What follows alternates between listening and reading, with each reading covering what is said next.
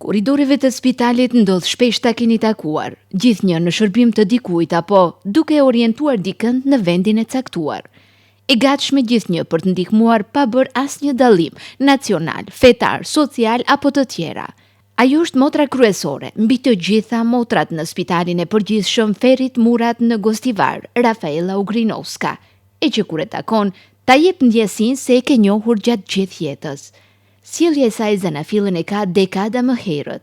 Historia e saj fillon kur ajo duhej të ballafaqohej me më të rëndën, por që nga e njëjta nxori më të mirën. Ajo ishte shumë e re, kur në mënyrën më të vrasht të mundur e njoftuan se babai i saj kishte ndëruar jetë dhe ky komunikim i erdhi nga një infermiere. Ky ishte edhe momenti që ajo u zotua se nëse një ditë do të shërbente në një institucion shëndetësor, nga vetja do t'jepte gjithçka që asken të mos e neglizhoj, nënçmoj, shpërfill apo lëndoj. Pra aty e kuptoi se si nuk duhej të jetë dhe sa duhej të punonte që të nxjerrë më të mirën e vetes së vet. Моя татко почина на 49 години. Јас бев млада, само што завршив средно образование. Babai im ka ndëruar jetë në moshën 49 vjeçe. Unë isha e re, sapo kisha përfunduar shkollimin e mesëm. Dëshira e tij më e madhe ishte që unë të punoja në spital dhe tu shërbeja pacientëve.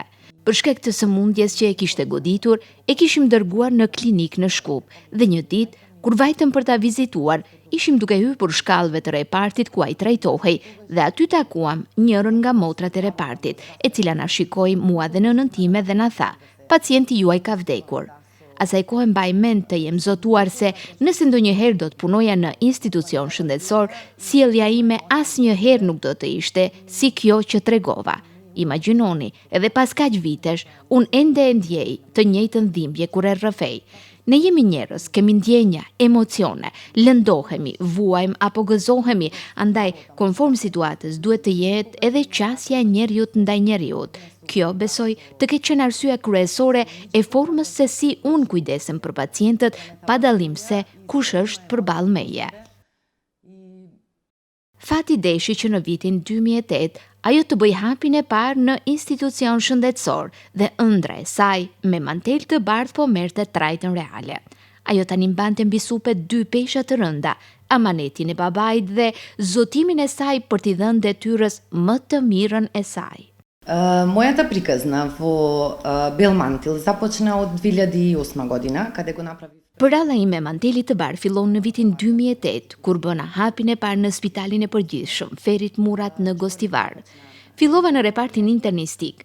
Në vitin 2019 e rumbullaksova karrierën time me përfundimin e shkollës së lartë për motor medicinale. Në maj të vitit 2022, me nder dhe kënaqësi, u bëra motra kryesore në repartin internistik. Mbaj mend se në këtë rrugtim kolegët e mi ishin mbështetja ime më e madhe dhe më inkurajonin për gjëra të mira. Motoja ime ka qenë gjithnjë. Motra e mirë nuk shikohet vetëm nga shkathësitë profesionale që posedon, por ajo shihet edhe nga buzëqeshja, durimi dhe përkushtimi që investon tek vetë pacientët. Nga gushti i vitit 2024, jam motër kryesore në tërë spitalin dhe kjo më bëri jo vetëm falenderuese, por edhe shumë të përkushtuar për vendin ku jam.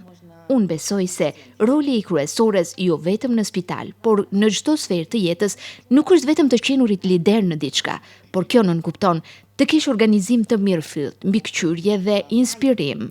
Pas kësaj, prej teje varet suksesi dhe dështimi i tërë atyre njerëzve që presin nga ti vendime të mirëfillta dhe organizime konkrete.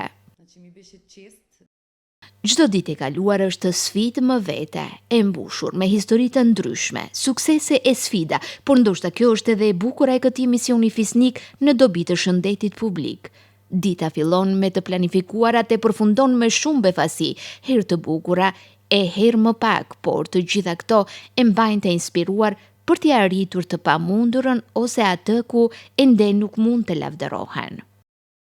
Денот започнува во 7:30 со утринско кафе, тоа секогаш со Dita fillon në orën 7:30 me kafen e mëngjesit, me personelin shëndetësor dhe briefingun me drejtorin. Aty merremi vesh për të gjitha angazhimet e ditës dhe të paplanifikuarat që dalin nga momenti në moment.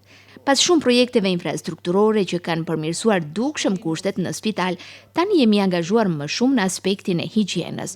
Këtu kemi pas shumë vërejtje. Kemi arritur të bëjmë punë të mira në këtë drejtim, por e mira nuk mjafton asnjëherë, pra gjithnjë ka më mirë. Përpiqemi të bëjmë më të mirën për pacientët sepse unë them se edhe vetë jemi pacient potencial.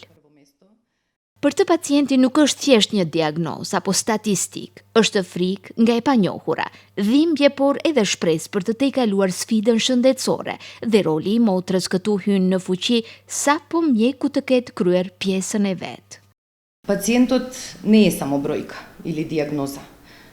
Тоа е човек пред се со стравови, надежи, болка и потреба за разбирање. Pacienti për mua nuk është vetëm diagnozë apo numër, është njeri me frikra, me shpresa, dhimbje dhe nevojë për të qenë i kuptuar. Çdo pacient është babai apo nëna e dikujt, fëmia apo një familjar tjetër, i afërt ose i largët, dhe në këtë formë duhet të sillemi ndaj çdo pacienti.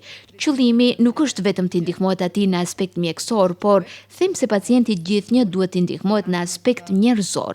Para së gjithash duhet të jemi njerëz që pas terapisë medikamentale të ndihmojmë me fjalë, me buzëqeshje dhe me prani para së gjithash. Pra kur të je i pranishëm tek pacienti, shifet që tek ai ka një lloj shprese dhe në këtë formë atyre u lehtësojmë rrugën jo vetëm fizikisht, por edhe emocionalisht. Të jemi këtu me ta, të kujdesemi për ta dhe t'u japim nga energjia jonë e mirë. E kur e pyet për përvojën e saj më të mirë dhe më të keqen gjatë 18 viteve përvojë në spital, ajo veçon si më të vështirë periudhën e pandemisë dhe si më të mirë pacienten e parë që është ndarë kënaqur nga qasja e saj pozitive e që i ka bërë të jetë e tillë me të gjithë pacientët deri më sot. Најубавото искуство во овие мои 18 години беше со пациентка, лежеше во интензивна и Përvoja më e mirë e imja ka qenë kur një paciente që ishte sprovuar fort me shëndetin qëndroi në kurim intensiv këtu në spitalin ton, ndërsa ditët po kalonin, gjendja e saj po përmirësohej dukshëm. Fatmirësisht, erdhi dita që ajo të del nga spitali dhe asnjëherë nuk e harroj se sa më ka inkurajuar kur më ka thënë: "Aq sa më kanë ndihmuar barërat, më ke ndihmuar ti", me fjalën që më qetësoje, me qasjen pozitive që pate në çdo kohë.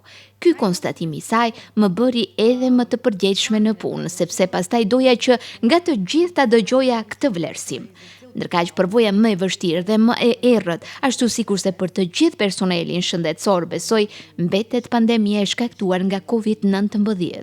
Ato ishin ditë shumë të rënda, me pacient shumë të sëmur, me njerëz të friksuar pa mas dhe unë mendoj se kjo periudhë jo vetëm që la gjurmë tek ne, por na mësoi se si të jemi më të fortë në qëllimet tona dhe të mos dorëzohemi përballë asnjë vështirësie.